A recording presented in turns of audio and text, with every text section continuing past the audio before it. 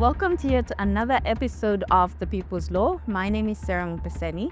Today we have a very interesting topic. We are talking all things marriage and divorce. Now, we have lawyers from the Law Association of Zambia again today who are going to help us understand what constitutes a legal marriage and what is not a legal marriage.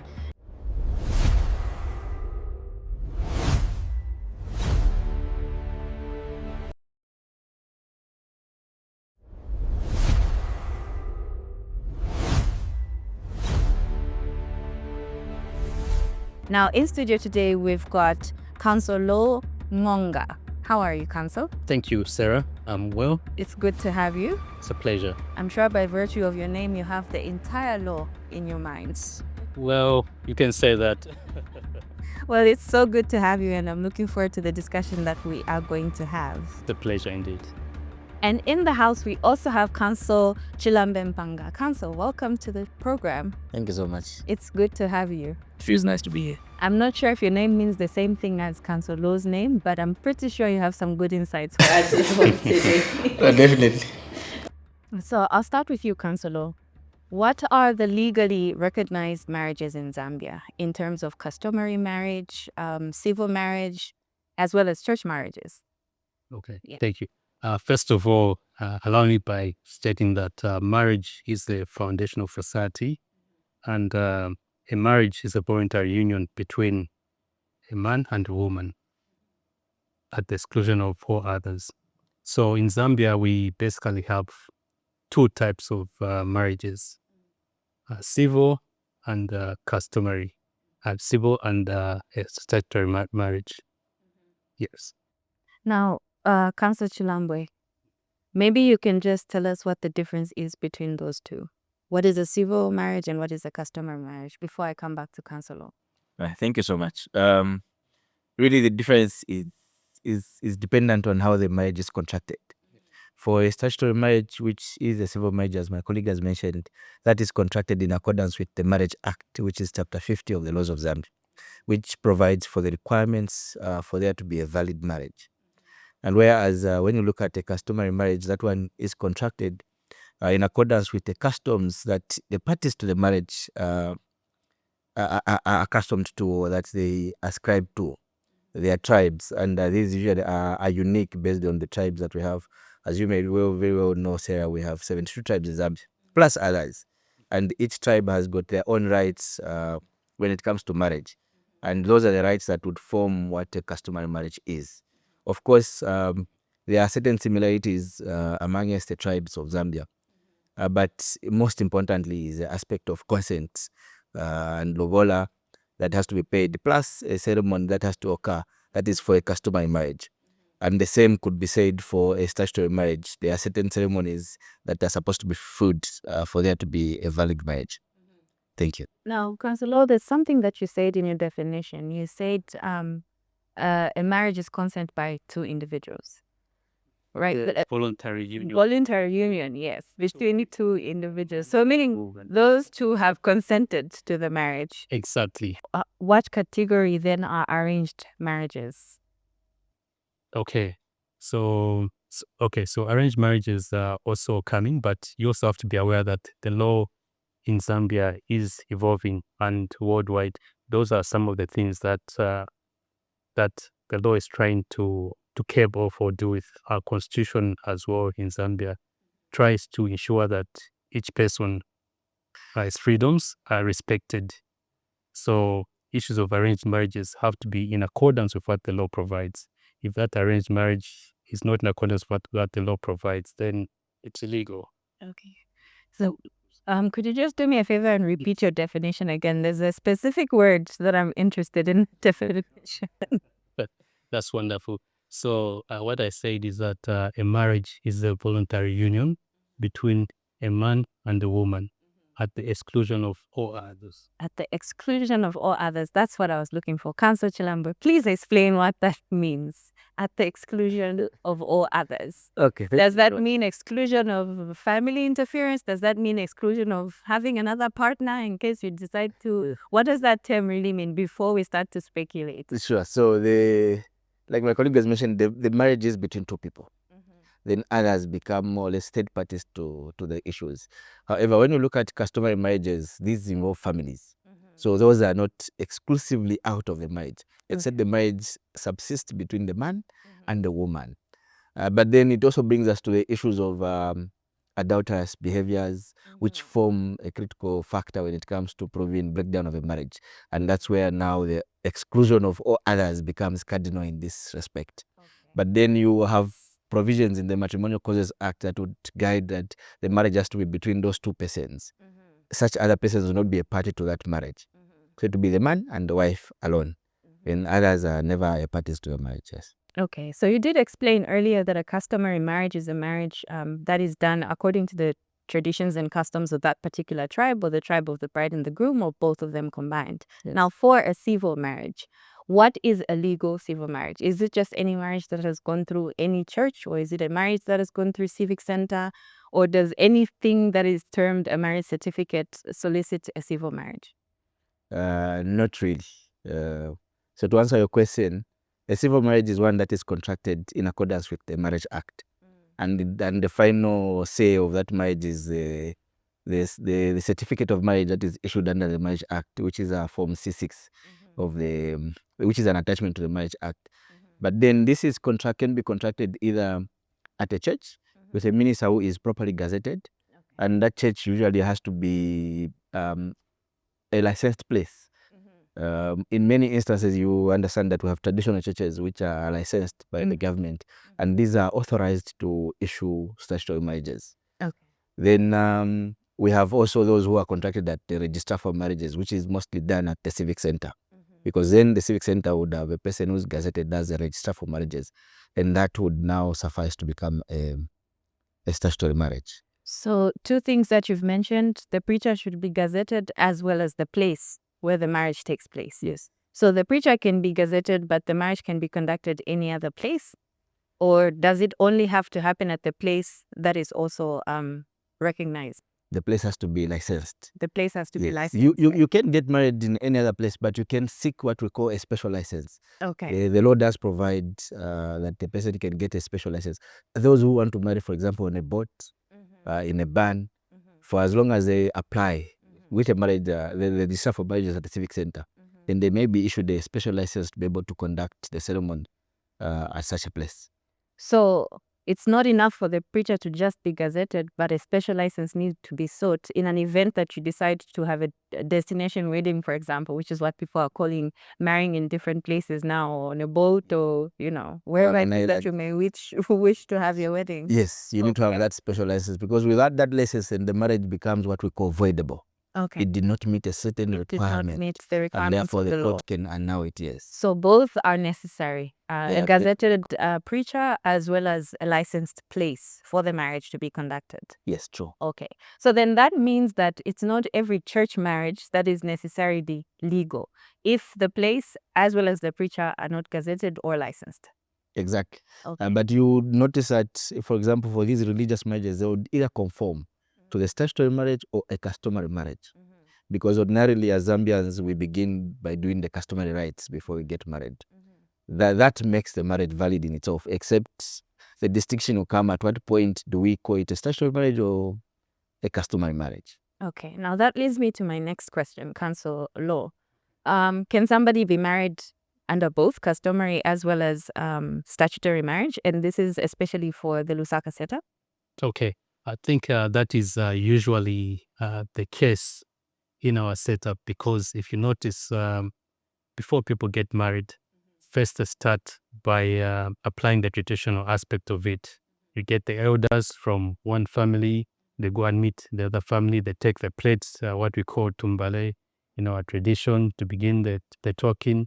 And after that, they pay what we call the dowry for lowola in our local language. So that in itself initiates that marriage at a customary level. And after that, you see that then they now go to civic center or the church to have that formal marriage take place. So that the two get intertwined, for lack of a better word. Well, you're still watching The People's Law, and today we're talking about marriage and divorce, what constitutes a legal marriage in Zambia, as well as what happens when that marriage comes to an end. For now, we're going to take a short break and we'll be back shortly.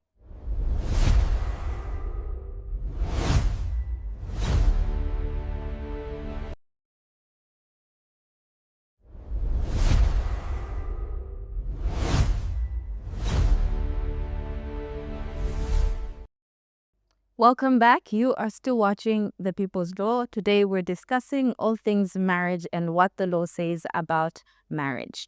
Now, I'll come back to you, Councillor Chilambwe. So it's possible to be married both under customary and under statutory marriage, as is the practice in Lusaka, if they bring Tumbale and Salamu and all the above, as well as get a marriage certificate from a gazetted preacher, as well as a licensed place. So it's possible to actually have both. It is, but only one will be recognized in this instance because there has been a conversion from a customary one to a statutory one. Okay. So the marriage now becomes Statutory. statutory or civil marriage. But it's not possible to convert from Statutory to civil. it's not So possible. statutory always takes precedence. It does. Okay. So if you want to convert to customary, you have to get divorced Oh, wow. Okay. so that the court can now do away with your marriage certificate. Okay. So is it possible then, does statutory marriage recognize traditional, what can we call them? Traditional things like in Salamu and so on and so forth? Or can you just skip all the above and just go straight to Civic Center and get married as long as the witnesses are there and there's someone to prove that the family has agreed? So statutory, the Marriage Act does not specifically provide for the payment of lobola. It has certain requirements that have to be met. For example, the person who is not a widow or widower, for as long as they're above the age of 21, they may be able to get married with the consent. Okay. And in this instance, if a person is below the age of 21, they will need consent of their parents or their guardians. And in the worst case scenario, any person who has authority to give that consent may consent for them to get married. Really, it does not require a payment of lobola. Okay. As long as witnesses are there, the notice has to be given properly at the civic center within the required time frame, and the person could get married. So the only requirements for statutory marriage is witnesses and consent. Yes. Of course, there are statutory fees that are paid at the civic center. Okay. That is very interesting. However, we've seen that there are a number of churches that have come up. So the marriages that take place in those churches are not valid if there has not been, the traditional aspect has not been met. If there has not been salamu or lobola paid, they just went and got married in church. Are those marriages considered legal if those churches are not licensed or the preachers are not gazetted? In that instance, the marriage is what we call void or voidable, depending on the circumstances. In essence, it still requires the court to annul the marriage, for the court to pronounce that the marriage was not in existence if it does not meet any of the requirements that the Marriage Act provides. And in this instance, if there has not been payment of lobola, then it means there's no marriage, which we call a void marriage. But even then, the court has to pronounce itself to declare that marriage not in existence at all. Yes. Councillor, what responsibilities and rights do both spouses have under a civil marriage? Okay. So obviously, the most common one is conjugal rights, as you know it. Secondly, they have to provide for each other.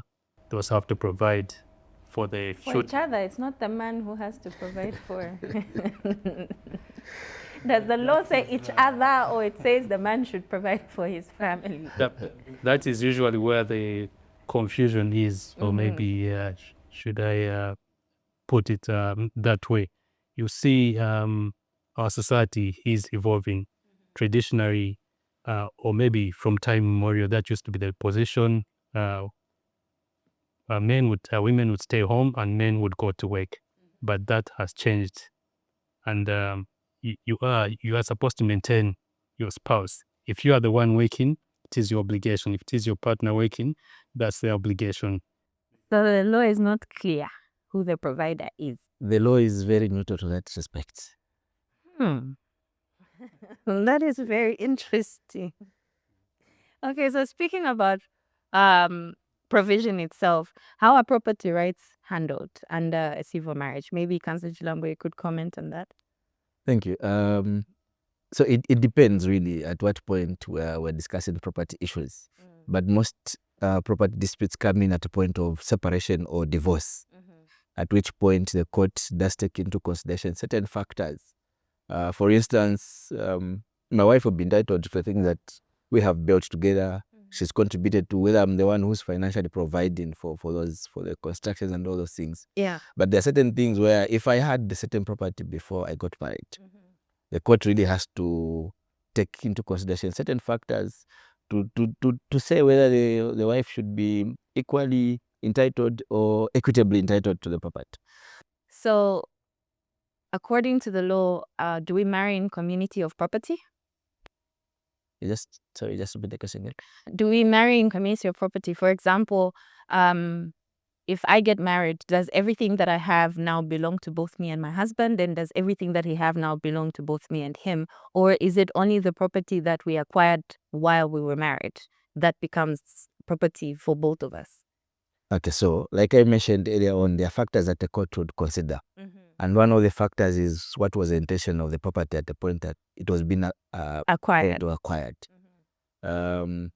Currently, the law is evolving inclusive of court judgments that have been given out by the courts. And in this instance, you will note that the court will take into consideration all these factors. But like I mentioned earlier on, there are certain properties that were acquired before marriage. And those properties could not have been intended to be used as family property. So in that instance, the property would not be part of the property that the family would say they would want to share. That is the spouse and the other person. But there are certain properties that are acquired that are intended to be family assets. And in this instance, the court would now share them at a point of divorce or separation, depending on the circumstances of the case. And the factors that the court would consider are quite vast. There is a contribution itself, which contribution could be monetary. Other contribution could be in kind. For instance, my wife irons my shirt for me to go to work and look handsome. There are all these factors. Then there are other factors also that come into the children, the earning capacities of the parties. All these factors the court would consider. So it's on a case-by-case basis, really. So that includes both the property that is acquired before and during the marriage? Mostly during the marriage, because that is regarded as family property. Okay. The one acquired before would be treated differently. Okay. But there's a possibility that that might also be considered as being co-owned by... There is a possibility. For instance, if that's the only property that is there and it is used as a matrimonial home where everyone stays there, there are certain developments that are continuously done. For example, my wife loves flowers. I have a house. When she came, she just found there was no flowers, planted flowers. She's made the property beautiful. That becomes a contribution to a larger extent, and the court would consider that. Then it becomes family property. It may be shared or may not be shared. Sure. Now, Councillor, when you're highlighting the rights and responsibilities in marriage, you mentioned conjugal rights as one of the rights and responsibilities for the spouses in marriage. Now, does the law recognize rape in marriage and sexual abuse? And would that be enough grounds to take legal action against your spouse? Okay, it's a very interesting question because we do not have any strict legal position per se to say once you engage in this activity forcibly, it amounts to rape. But however, we do have the Penal Code, Section 132, which talks about rape. And you will recognize that the definition of rape is very wide, which also includes forcibly penetrating someone and also doing that act without the person's consent. So those are issues that may come in to actually constitute that. So it's a right against consent. Yes, but let's also remember from inception that marriage is a contract. And once you've contracted, you've agreed to perform those things in that relationship. So there has to be a balance between the two. So, Councillor Chilambo, would a spouse be within their rights to sue their spouse for lack of financial or emotional support in the marriage? Yes. Actually, we have laws that provide for that. You can take it either as a criminal offense, failure to provide, the head of the family under the penal code, there are certain provisions which mandate a person who's taking care of another person to provide for them. But also in the civil aspect of it, the person could be able to sue, either move the court for them to be able to claim certain aspects of maintenance, especially if they are in a position where they are unable to take care of themselves. Yes. And they rely on the other person. Okay, so such action can only be taken post divorce, or can that happen while the marriage is ongoing? It can happen while the marriage is ongoing. Mm-hmm. We have certain provisions that would allow for that. We also have provisions that would allow while the divorce proceedings are ongoing, pending divorce, and even post-divorce itself. The person could apply for maintenance. Okay. Back to you, Councillor. Is polygamy, I still love your definition of marriage, by the way. And stemming from that, I'm prompting to ask, is polygamy legal then under the laws of Zambia? Okay. I like the way your question begins, under the laws of Zambia, which is implying a civil marriage contracted under statutory law. First of all, you have to note that the Marriage Act does not allow polygamy. Marriage, the statute is between a woman and a man. But under the customary setup, A woman and a man. yes. Okay. But under the customary setup, customary law, some customs do allow polygamy according to the custom of where those people are coming from that may be entertained. And the marriage would still be considered legal, despite the fact that there have been others that have been included in that marriage. Well, yes, under customary law. But if you're married under statutory law, you have to remember that polygamy will not be allowed. Even if you want to say, okay, let me have a second marriage, which is customary, but I've married under the statute, remember that you only have one marriage which will be legally recognized. So if someone has an intention of being in a polygamous marriage, then they should just have customary marriages. Well, exactly. Yes, simply put, and that custom has to allow according to their custom. Okay. Yes, if your custom does not allow that, then obviously you have to be careful there. Okay. Well, we're having a very interesting conversation here discussing the laws around marriage and what constitutes a legal marriage, a customary marriage, as well as the events that lead to a divorce and what happens when the marriage comes to an end. You're still watching The People's Law. We'll take a short break and we'll be back shortly.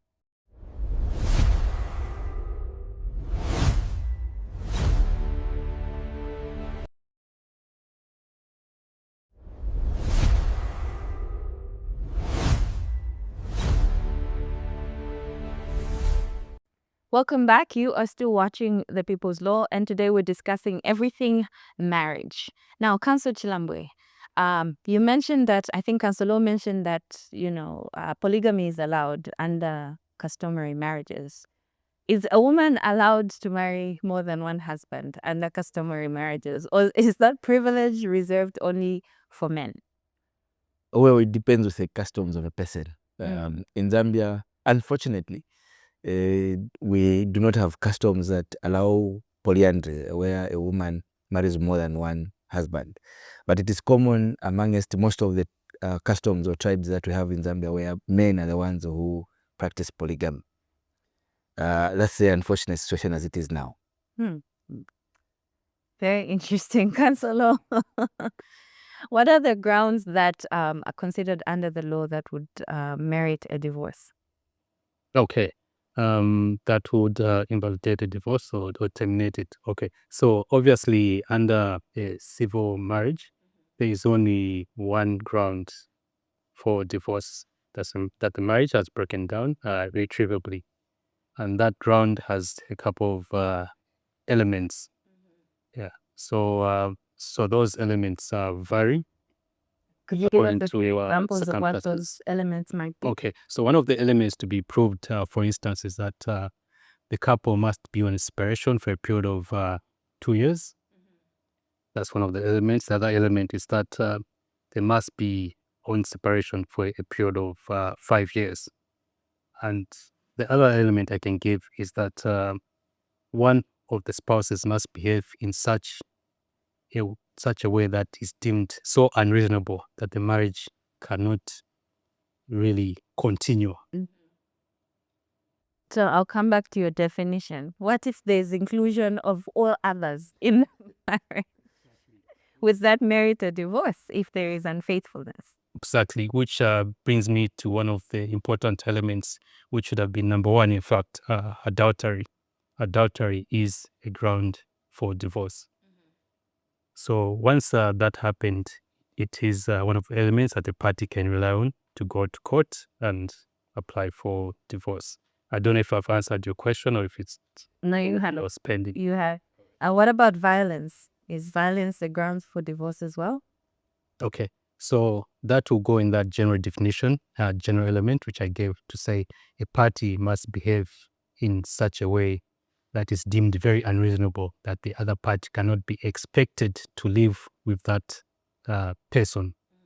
So if that person feels that the violence is too much, I cannot reasonably be expected to live with this person, then it is a ground for the divorce. But we also have to be aware that, society is evolving. Previously, those things weren't really so much prevalent. But now, should someone touch the other spouse, people do rush to the court.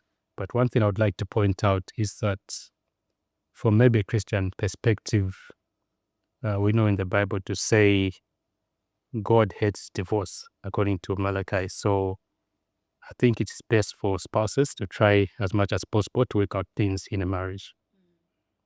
Okay. Councillor Chilambwe, how do the courts, can divorce be filed by either the man or the woman, or does the law favor only the males to come forward and say they want to divorce their wife? I think the law is very neutral. It does not dictate who should file, but the person who is aggrieved is the one who moves the court. For instance, my colleague mentioned if one cannot be expected to continuously live with that person, either because of the behavior, could be adultery, then that person can move the court and file for divorce. Yes. So speaking about divorce, how is the custody of children determined? Thank you. So once the court has granted the divorce, there are certain factors that come in. We talked about property sharing, then now we're talking about children. Really, custody will be granted by the court based on what is best in the best interest of the child. That is what the court considers as a paramount, takes into paramount consideration when they are considering custody. So custody could be granted to either the mother or the father, depending on who's best suited to take care of the child. And also the court does take into consideration there are certain factors that would be able to show or establish what is in the best interest of the child. For example, physical development of the child, the environment where the child may be able to grow in, amongst many other factors, yes. Okay. So now when we're talking about that, do the courts put into consideration the age of the child, or they just consider what exactly is considered as what's in the best interest of a child? Is it the economic ability of either the mother or the father? Or Really, we cannot pinpoint which one is which, but depending on the case, there are other factors. For example, you mentioned age, sex of the child also matters, amongst many others. But what is critical at this point is that the rights of the parties to the marriage, the mother and the father, are not considered. Only what would be in the best interest of the child would be considered when it comes to custody aspects. We have a lot of factors that are considered. Even the same financial contributions that the parties would be able to make towards the growth of the child, those would be also put into consideration. okay. Councillor, what is the law on spousal support and child maintenance after divorce? Okay. Yes, that's a very wide question. So obviously, the overriding principle is that a person should be in a position they were in before a divorce. So that's the stemming background on spousal support. So let's say you are married and you are living a luxurious lifestyle. So that should not change once you are divorced. So your partner should be able to maintain you to that level. Mm-hmm. Now, earlier you had mentioned that the law is silent on provision. Both parties should provide for each other. So if me as the woman, I'm the one that earns more than my husband, and then I divorce him for whatever reason, do I then get to start maintaining him as a woman? Okay. So obviously, your husband firstly has to apply to court for maintenance. And in that application, he has to state reasonable grounds why he should be maintained. He has to show what he's earning. He has to show what you're earning. Say he doesn't work, he was a stay-at-home husband, and you are the one working. You are working for Bank of Zambia, earning 100,000 a month. So obviously, the court will look at both sides of the coin. They don't consider the traditional aspects of our society. Like I said earlier, things are evolving. In the past, women used to stay home, take care of the children, and husband would go to work. But these days, roles are shifting. Find sometimes, take Australia, for instance, there we've got stay-at-home husbands. So it depends on who has a greater earning capacity. But also, there's also a catch, which I'd like to bring in. If that person obviously remarries, you are not expected to continue maintaining them. And obviously, the court will guide to what extent that maintenance should be provided. You are still watching The People's Law, and for now, we go to the public and find out what they know and what they think about the laws around marriage and divorce and maintenance. We'll be back shortly.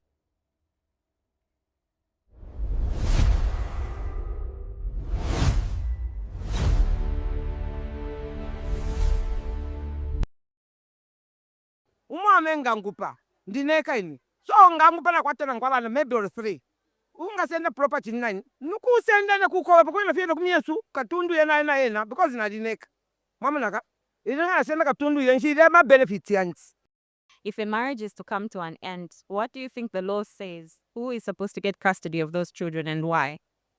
I don't have so much information regarding custody. All I know is the court has to decide in who is capable of taking care of the children. What are the legal grounds that someone can get divorced under?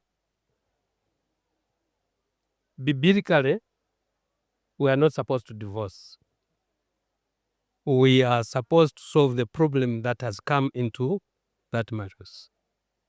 But where the situation goes to the West, things like someone who is not trusted, the lady is not trusted to the husband. Our law does not allow a lady to have two husbands. So if there is an engagement that this lady is going around with another man, then the man would be able to say, I think this is not good for me.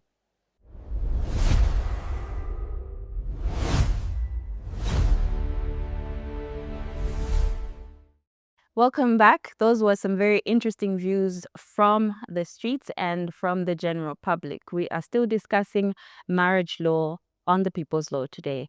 Councillor, we have this growing trend in our society where a lot of couples are choosing to live together without them getting married. What are the consequences of such? And they also choose to start acquiring property together. But there's no legal marriage, there's no customary or statutory marriage that has actually been conducted. What are the consequences of getting into such a union, and how does that affect the resources that they put together? Okay. Well, obviously, one of the most common consequences is that one party can just decide to move out of that union voluntarily without any accountability to the other party. Say you've bought property together and that property you've put in the other person's name. So that person may just decide to walk away and they go with their property. And the recourse would be very difficult to prove because you do not have a formal marriage on which to stand on. So perhaps the advice there to the couple would be get proper advice, see counselors, and see how you can have that union converted into a formally recognized marriage. Is cohabiting legal? Can families of maybe the woman decide to take legal action against the man or his family for putting their child in that situation? Okay. So perhaps maybe other legal rights can come in, but not the aspect of the two cohabiting as a valid legally recognized marriage that's not recognized under Zambian law. Thank you very much, Councillor. Thank you, Councillor Chilambwe. And on that note, we come to the end of today's program. As they have rightly put it, marriage is the bedrock of our society, but there are laws that govern how it should be done and when it can come to an end and what happens after it ends. This has been The People's Law with me, Sarah Mupeseni. See you on the next one.